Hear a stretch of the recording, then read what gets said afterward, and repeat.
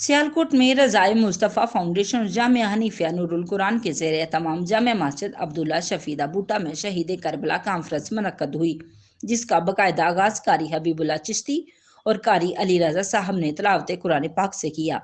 हाफिज़ ज़ुबैर कादरी, हाफिज़ उमैर अशरफ और कारी मोमन अली ने रसूल सल्लल्लाहु अलैहि वसल्लम की शान में नात का नजराना पेश किया। अल्लामा तैयब मुस्तफ़ाई ने नकाबत के फ़राइज़ सर अंजाम दिए।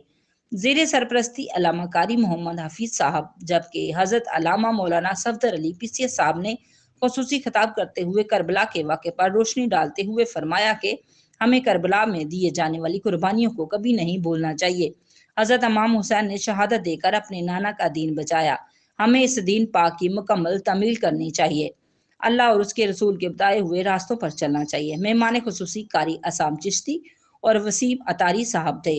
महफल पाक में उलमा कराम के अलावा और कसीर तादाद में आशिक रसूल ने शिरकत की। पीर सैयद शहजाद अहमद साहब ने महफल के एहतमाम पर खुसूसी दवा फरमाई। बाद हजार लंगर का भी एहतमाम किया गया।